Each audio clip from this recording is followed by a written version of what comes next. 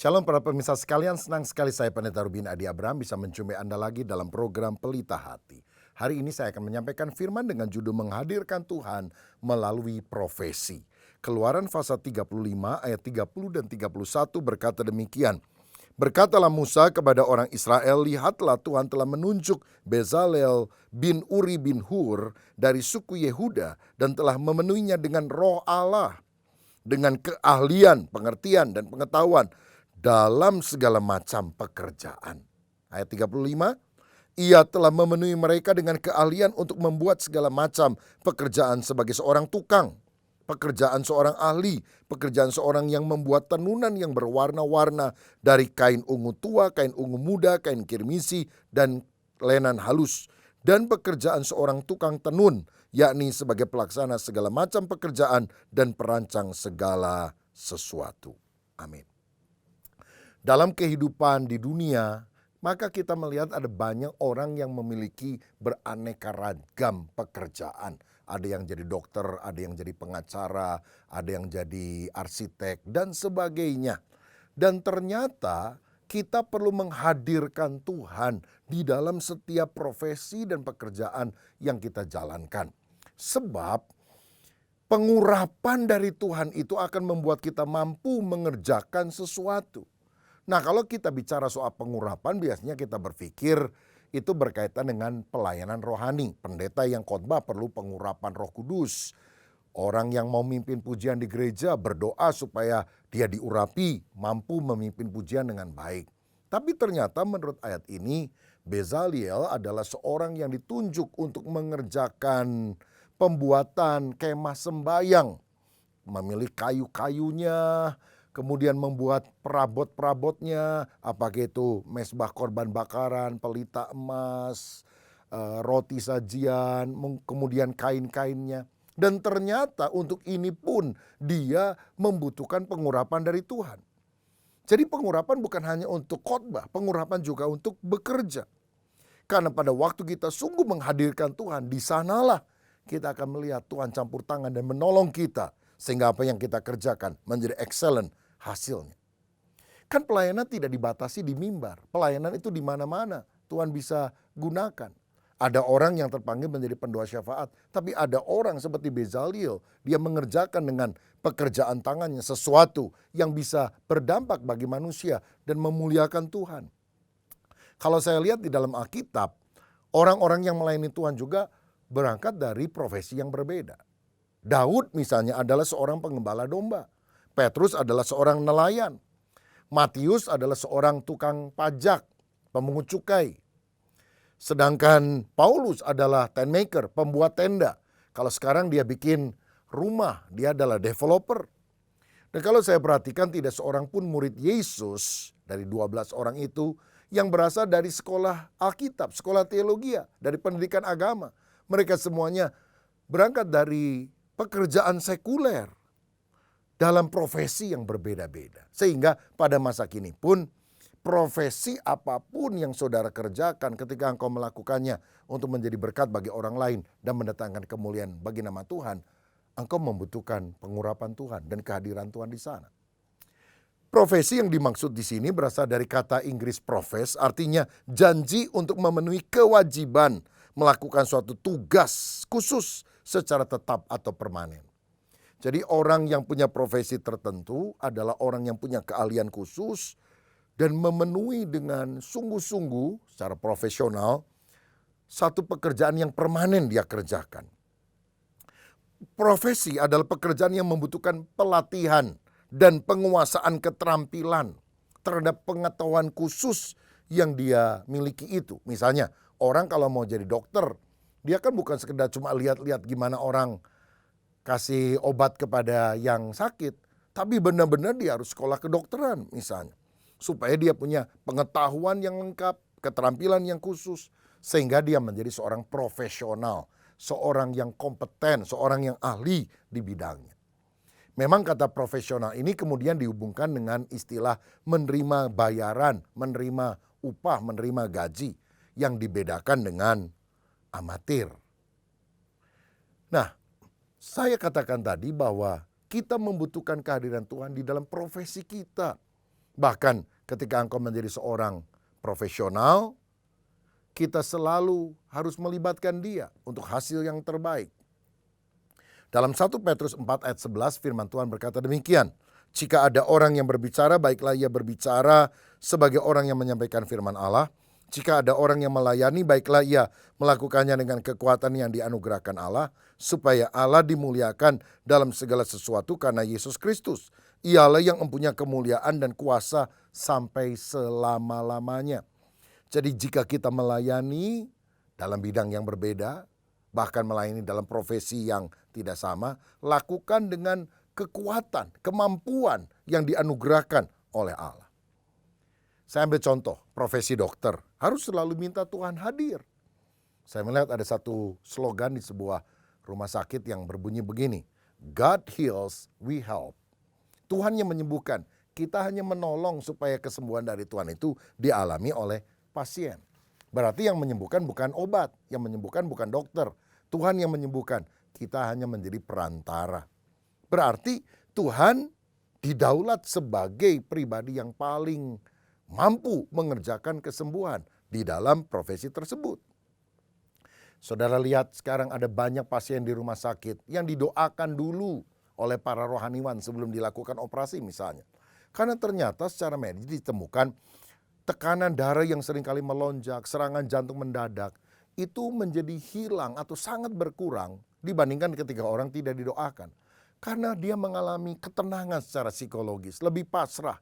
Dan saya percaya bukan hanya secara kejiwaan, tetapi ketika kita berdoa, tangan Tuhan sanggup menjamah, bahkan menyembuhkan orang-orang yang sakit itu.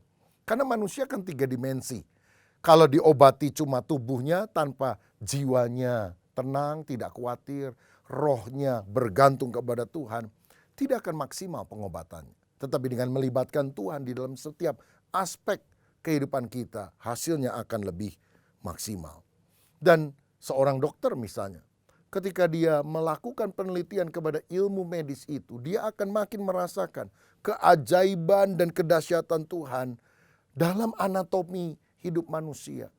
Di dalam keterkaitan urat syaraf, bagian tubuh yang lain, dan juga kadang-kadang ada kasus yang sangat berat yang harus dia lakukan pengobatan dan rasanya dia sendiri bingung. Tapi ketika dia berdoa, minta pertolongan Tuhan, bisa loh Tuhan menyatakan mujizat.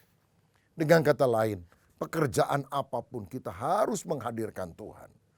Di dalam pekerjaan ini, Alkitab berkata, akuilah dia dalam segala lakumu, maka ia akan meluruskan jalanmu. Artinya, kalau kita melibatkan Tuhan, Tuhan akan membuat apa yang kita kerjakan menjadi berhasil. Nah, bersama dengan kita di studio telah hadir Dr. Oce Hudaya. Dia seorang dokter bedah di sebuah rumah sakit Kristen yang akan berbagi dengan kita bagaimana kita seharusnya melibatkan Tuhan di dalam profesi. Melakukan yang terbaik untuk kemuliaan nama Tuhan. Berdoa ketika kita mengerjakan bagian kita. Karena kita sadar kalau bukan Tuhan, segala usaha kita sia-sia. Tapi kalau kita melibatkan Tuhan, Dia akan buat semuanya menjadi berhasil. Selamat menyaksikan. Salam sejahtera pemirsa yang terkasih, apa kabarnya Anda pada hari ini? Senang sekali saya, Airin Wasojaya, kembali menemui pemirsa dalam episode Pelita Hati pekan ini. Pemirsa yang terkasih, pada hari ini kita akan membahas lebih mendalam mengenai profesi yang sering bersinggungan dengan kita sehari-hari, yaitu mengenai profesi dokter. Dan telah hadir hambanya di studio yaitu Dr. Oce. Apa kabarnya, Dok? Baik, puji Tuhan. Luar biasa ya, biasa. Dok ya. Dokter sebagai dokter bedah yang sudah ternama gitu ya, Dok ya. Maksudnya dikenal gitu ya. Dikenal seperti itu ya, Dok ya. Malu ya, Dok ya. Dok, dokter Kristen ya, Dok ya. Dengan dokter-dokter lainnya ya, Dok ya. Ada nggak sih, Dok, bedanya? Atau ada nggak sih ciri khasnya? Atau ada nggak sih yang harusnya dibawa dari seorang dokter Kristen itu, Dok? Sebenarnya kalau dokter itu tidak tergantung kepada keyakinannya. Bukan dari agama ya, Dok? Bukan dari agama. Semua juga harus, dokter itu memang harus begitu. Ada sumpahnya juga kan, ada etikanya dan sebagainya. Tapi ya kalau saya sebagai orang Kristen, saya ingatnya apapun yang kamu perbuat, perbuatlah dengan segenap hatimu seperti untuk Tuhan, bukan untuk manusia. Baik. Jadi itu ya dok ya yang seharusnya Yang seharusnya semua dokter ya dok ya. semua dokter. Tidak. Karena ya banyak, itu tergantung orangnya ya. Banyak juga yang menjadi batu sandungan kan. Dokter ya dok ya. Dokter, apapun profesi bisa jadi batu sandungan. Betul betul. Dok, berbicara mengenai dokter Kristen ya dok ya. Kan dalam iman kita mengerti ya dok, ada kesembuhan di dalam Tuhan Yesus gitu ya dok ya. Tapi kan ada juga orang bilang ya nggak sembuh kalau nggak makan obat gitu ya dok ya. Nah bagaimana dok menggabungkan paradigma antara hope ini ya dok ya. Ada pengharapan di dalam Tuhan, di dalam kesembuhan, tetapi juga kan ada obat juga ya dok ya. Jadi yang menyembuhkan itu Tuhan atau obat gitu dok. Kalau ditanya secara ekstrim gitu ya dok ya. Tapi kan orang Kristen gampang bilang Tuhan yang menyembuhkan, alatnya obat gitu ya dok ya. Nah Ya, ini gimana betul. dok? Betul itu, ya setuju. Iman, Tuhan itu yang menyembuhkan, kita itu hanya cuman alatnya saja. Termasuk dokter ya dok ya? Ya, iman tuh kan harus ditambah dengan kebajikan. Kebajikan tambahkan pengetahuan. Pengetahuan diberikan oleh Tuhan. Di antara itu adalah ilmu kedokteran. Di mana kalau lihat cerita dongengnya itu, penemuan obat itu seperti sesuatu yang kebetulan. Padahal saya tidak percaya kebetulan. Itu adalah karya dari rencana dari Tuhan. Semua obat penisilin dan sebagainya itu kebanyakan tuh begitu. Jadi Boleh diceritakan dok gimana itu maksudnya kebetulan itu dok? ini saya kurang tahu kurang hafal lah ceritanya. Pokoknya ada seorang anak dari petani, dia itu menolong seseorang anak bangsawan. Nah kemudian justru si petani ini, anak petani ini disekolahkan, dia itu menemukan obat. Nah si anak bangsawan ini sakit, ternyata obat itu dipakai untuk yang ada anak petani itu. Jadi kembali lagi. Ya kembali dok. lagi, bukan kebetulan kan orang Iya. kita bilang kebetulan, tapi itu sudah rencana dari Tuhan kalau menurut saya. Jadi iman itu menyembuhkan. Dan ada yang saya kenal juga seorang hamba Tuhan yang tidak pernah minum obat. Tetapi ada kalanya memang harus memang harus dengan obat ya obat, dengan operasi ya operasi. Kalau jantung ya harus pasang stent, pasang ring misalnya, ya itu harus karena itu dari Tuhan, itu pengetahuan itu dari Tuhan. Tambahkan kepada imanmu itu pengetahuan juga sama. Berarti semuanya adalah suatu integrasi ya dok ya, yang memuliakan nama Tuhan ya dok Iya. ya. Baik apa profesi dokter, baik obat ya dok ya, semuanya dikembalikan lagi kepada Tuhan seperti itu ya dok ya. Setelah saya jadi ahli bedah, saya lihat buka-buka perut tuh banyak keanehan di dalam tuh yang bukan keanehan, sebenarnya itu adalah karya dari Tuhan. Apa dok keanehan tuh maksudnya? Nah, yang contoh yang paling gampang Iya. ya, kalau ada sesuatu peradangan atau tumor atau apa injury ya, trauma itu ada pendarahan itu ada sesuatu yang namanya omentum. Itu nempelnya di lambung dan di usus besar. Itu nempel kayak kelambu. Kelambu, Kelambunya apa ya kelambu yang buat Kelambu, ya. ya, tirai. Tirai, Nah, tirai. itu lemak. Tapi dia bisa gerak. Ke sini nutup, bahkan ke atas bisa gitu. Oh. Nggak ada tangan, nggak ada kaki, tapi kok bisa sampai balik gitu ke atas. Di dalam tubuh manusia Dalam ya tubuh dok? manusia. Kemudian yang satu contoh lagi, misalnya saluran empedu yang disebutnya common bile duct, itu saluran empedu yang besar. Nah kalau sudah operasi itu kita suka pasang selang, masukkan ke situ. Menjamin seperti stent itu menjamin supaya aliran empedu lancar masuk ke usus. Nah, nanti kan udah harus cabut. Sekarang pasien nanya, dok gimana nyabutnya? Dioperasi lagi? Enggak dioperasi lagi. Ya, tinggal cabut aja, cabut. Nanti gimana lubangnya? Tuhan yang nutup sendiri. Aneh. Aneh kan? Kok lubang itu bisa nutup sendiri? Tapi kalau sesuatu yang enggak itu, nggak bisa nutup. Bisa nutup sendiri. Iya, Itu iya. Tuhan udah tahu bahwa ini nanti operasinya, wah bakal dipasang sang, nanti dicabut, sembuh sendiri.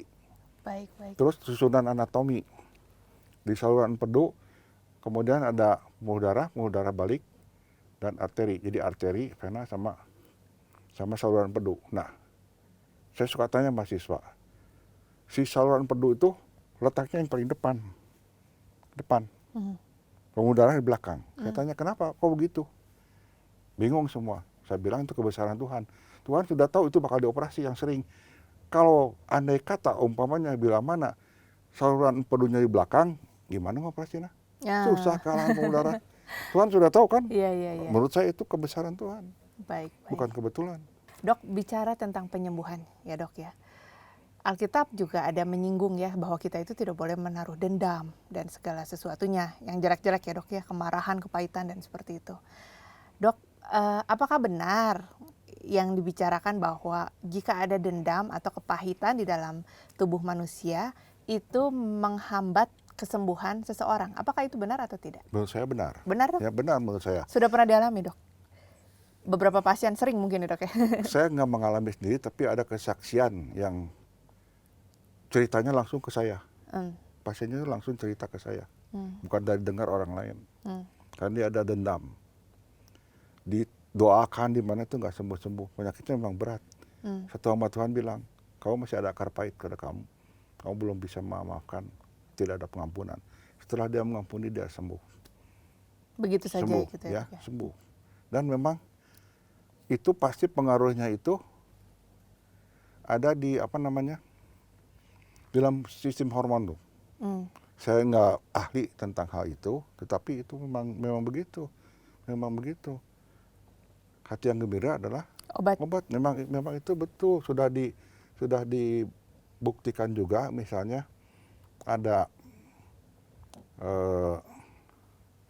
penelitian di Jerman, Hmm, namanya Profesor Suyung Pak, hmm, perempuan masih muda, hmm.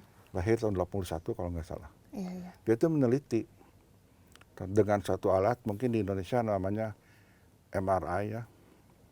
Nah itu diteliti ada 2 kelompok, satu diberi uang, Mm-mm, kelompok ini sama diberi uang juga, yang satu diharuskan mm-mm, membagikan kepada orang lain, mm. yang satu boleh Buat untuk diri foya-foya. sendiri, buat sendiri. Nah ternyata setelah diteliti dengan alat itu, di sini tuh dengan memberi itu sangat bahagia. Hmm. Lebih bahagia memberi daripada menerima sesuai dengan Alkitab. Gitu ya dok ya? Ya, dibuktikan tuh secara ilmiah. Jadi memang hati yang gembira itu penuh sukacita, dengan memberi itu plong orang itu ya. Jadi dengan pengampunan itu plong, semua sistem dalam tubuh pasti akan lebih baik Baik ya dok ya. daripada banyak dendam terus. Ya, kita juga pikirkan segala sesuatu kan yang manis dan sebagainya itu ya, pikiran positif itu. Hmm. Waktu saya masih residen, jadi masih belajar di Jerman, ada 2 orang ibu yang patah tulang, sama penyakitnya. Hmm. Kemudian yang dioperasi sama. Hmm. Kemudian kita visit kan sama kepala bagian, chef arts. Di situ yang satu itu, waduh, orang itu ketakutan sekali, sampai stres segala. Yang satu tuh happy-happy biasa. Nah, kepala bagian saya bilang, kalian harus merawat pasien ini berbeda dengan pasien ini. Harus lebih perhatian kepada yang ketakutan itu, Hmm. yang tidak punya harapan. Hmm. Akibatnya terjadi apa? Komplikasi. Di sana ada sumbatan pembuluh darah, dia kalau bahasa Sunda meceleng loncat tuh ya. Iya, Satu itu loncat nyumbat di paru-paru, akhirnya meninggal. Yang satu tuh yang stres segala macam meninggal, tapi yang dia begitu dia sukacita ya sembuh, nggak ada apa-apa. Berarti apa yang Alkitab bicarakan itu ya dok ya, hati yang gembira adalah obat ya dok ya. Betul. Kita sebelumnya cuma dengar iya gitu ya dok ya. Tapi setelah mendengar hal-hal seperti ini, ternyata hal-hal seperti itu nyata ya dok ya. Ya. Dok, berbicara mengenai profesi dokter ya dok ya. Tadi dokter bilang lebih banyak sukanya ya dok ya, daripada dukanya ya dok ya, daripada tidak happy-nya. Apa sih dok yang bikin tidak happy sebagai seorang dokter itu dok? Ya, satu mungkin kita tidak bisa menolong seseorang ya, yang bisa misalnya yang sudah kita usahakan dengan sebaik mungkin tapi tidak bisa tertolong. Tapi hal ini ya dalam hal ini selama 40 tahun ini kalau dibandingkan dengan yang tertolong ya itunya cuma Lebih sedikit ya dok? sedikit sekali. Baik, baik. Dok, berbicara mengenai yang tidak tertolong ya dok ya. Gimana sih dok perasaannya dokter kalau ada seseorang yang memang harapannya tipis untuk hidup ya dok ya. lalu secara medis seperti itu ya dok ya. Lalu kita berusaha gitu ya dok ya, supaya menolong orang tersebut gitu ya dok ya. Tapi pada akhirnya tidak tertolong seperti itu dok. Boleh tahu nggak dok perasaannya seorang dokter yang menolong seperti itu? Apa banyak perasaan bersalah atau ya memang ini sudah tidak bisa dilakukan atau seperti apa dok? Kalau merasa bersalah itu kalau kita punya salah, ya. Iya, Tapi iya, iya. kecewa, pasti kecewa. Karena kita kalau sudah melakukan sesuatu yang sesuai dengan protap, yang segala upaya dicerikan itu ya, itunya kecewa ya, kecewa. Kalau tidak, kita tidak melakukan sesuatu, itu mungkin kenanya ke rasa bersalah ya. Bila kita tahu sesuatu itu, tidak melakukan yang baik, kita tidak lakukan, itu adalah dosa. Di ayatnya juga ada. Baik, baik. Ya. Tapi kalau kita sudah melakukan sesuatu, memang di luar kemampuan kita, ya kecewa, sedih ya, pasti itu, pasti. Makanya itu dokter itu dari profesi dokter ada profesionalisme, selalu di ujian juga dokter ada. Jadi harus mau merujuk, harus mau bertanya, harus mau merujuk. Jadi kalau sudah kita tidak mampu lagi, kita harus merujuk ke cari second opinion dan sebagainya. Sekarang pasien juga sudah banyak yang kenal kan tahu tentang second opinion. Memang kita juga harus. Nah itu perlu apa? Perlu kerendahan hati. Jadi ada dokter lain yang lebih bisa dari saya Iya, seperti lebih itu ya tahu, dok ya. ya. Jangan, oh sudah bisa, udah. Nggak Ya bisa. udah, tidak bisa Padahal tidak orang ya. lain mungkin bisa. Ya dok ya. Baik, baik. Ada kerendahan hati. Kalau orangnya sombong gitu, tidak mau merujuk, itu banyak ceritanya tentang hal itu, ya. Banyak ceritanya tentang hal itu. Wah ini terlalu panjang. Karena sesuai dengan Alkitab, keangkuhan itu adalah awal dari kehancuran. Iya, iya, iya. Jadi kerendahan hati itu diperlukan. Perlukan seorang Luar dokter biasa, harus ya, Dok. perlu rendah hati. Iya, iya. Sukacitanya apa dok? Ya kalau pasien sembuh, ya pasti kita senang. Pasti senang sekali. Bahkan kalau misalnya, oh cerita boleh? Iya, boleh. Saya nggak senang binatang, tapi anak-anak saya suka kucing misalnya. Malahan sampai ke kucing dari yang kucing gelandangan, apa kucing liar Jalanan, tuh dipiara. Itu udah dibawa ke Tasik. Dia disembunyikan di loteng. Nggak ketahuan sama saya. Nah terus setiap pindah kita ikut pindah. Nah salah satu kucing itu sakit. Saya tanya dulu di rumah saya ada dokter Tatuyo almarhum. Dia itu di rumahnya punya hampir 30 kucing. Saya tanya ini sakit nih. Terus dia bilang, dokter suntik ya sana. Ini antibiotik ini 1 cc setiap hari suntik. Jadi saya suntik. Itu udah diamnya tuh gitu. Setiap hari saya suntik. Sembuh. Sembuh Bener. ya dok ya? Waduh. Bayangin itu kucing sembuh juga, saya suka ceritanya. Bener, senang jadi. Luar biasa ya dok ya? Itu, Apalagi orang ya dok. pasien, ya, udah. Jadinya kan padahal saya nggak senang kucing. Iya, iya, iya. Soalnya bulunya lah segala macam itu yang higienisnya kalau itu yang itu. Iya, Kucingnya nggak boleh masuk ke dalam rumah, di luar aja. Di garasi di mana gitu. Jadi ada sukacita sendiri ya dok ya? Iya, Kalau bisa. apalagi kalau bisa melihat pasien terus dia berterima kasihnya. Aduh, saya ada pasien dari sana, dari Timor Leste, sengaja ke sini. Ke Bandung ya Ya dok ke Bandung masih suka hubungan. Lihat dia tuh senang. Di sana itu kalau menurut istilah yang tidak saya senangi itu divonis. Saya paling tidak senang kalau dokter bilang ada di koran di mana divonis sama dokter. Siapa sih dokter yang bikin vonis? Bukan Tuhan itu ya dok ya? Tuhan itu hakim yang bikin vonis mah, bukan dokter. Itu istilahnya ahli bahasa itu mestinya harus diperbaiki. Nah, di sana dalam tanda kutip divonis sudah tumor ganas. Ke sini saya juga lihat begitu, wah ini kemungkinan ya begitu. Jadi disesuaikan, dilakukan dengan hal yang sesuai dengan itu, suspek tumor ganas itu ternyata bukan. Waduh, saya senang, dia juga senang sekali. Aduh, happy pisan. Jadi ya itu hal-hal yang baik ya dok ya, Iya. ketika kita bisa membawa kesembuhan ya dok ya buat orang lain. Dok, ada nggak sih dok kata-kata yang di Alkitab itu kan begitu banyak ya dok ya, begitu banyak hal-hal di Alkitab yang kita baca gitu ya. Ada nggak sih dok beberapa hal yang dibuktikan dengan sains dok, dengan penelitian?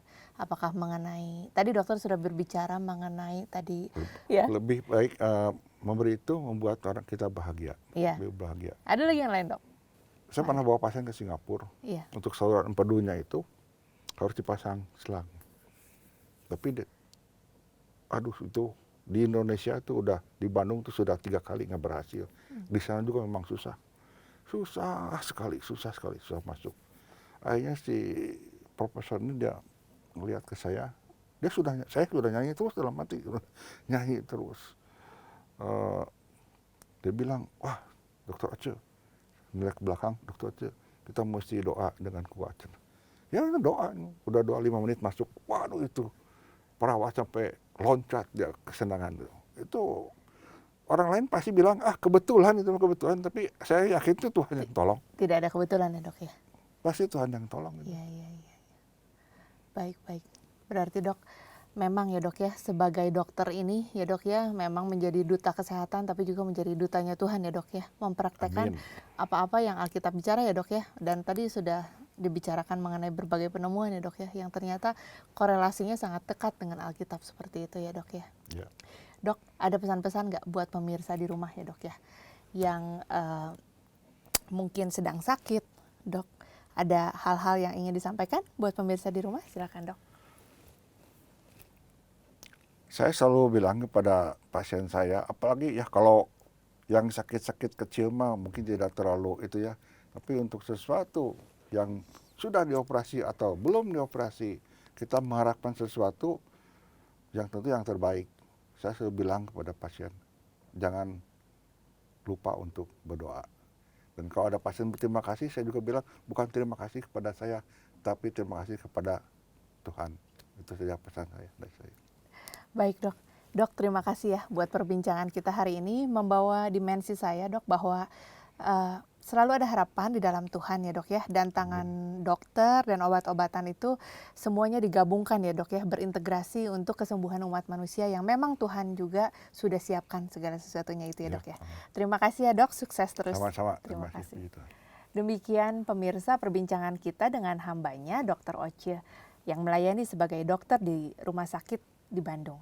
Demikian perbincangan kita, semoga menjadi berkat buat pemirsa di rumah. Terima kasih. Pemirsa, saya percaya kita semuanya diberkati melalui percakapan ini. Tuhan perlu hadir di dalam kehidupan kita. Karena ketika dia hadir, hal-hal yang ajaib dia akan kerjakan. Dan ternyata bahkan di dalam profesi kedokteran misalnya, ada banyak aspek-aspek yang ditemukan di dalam dunia kedokteran secara modern. Itu sebetulnya berasal dari firman. Tuhan adalah sumbernya. Karena itu mari kita selalu hidup bergantung kepada Tuhan.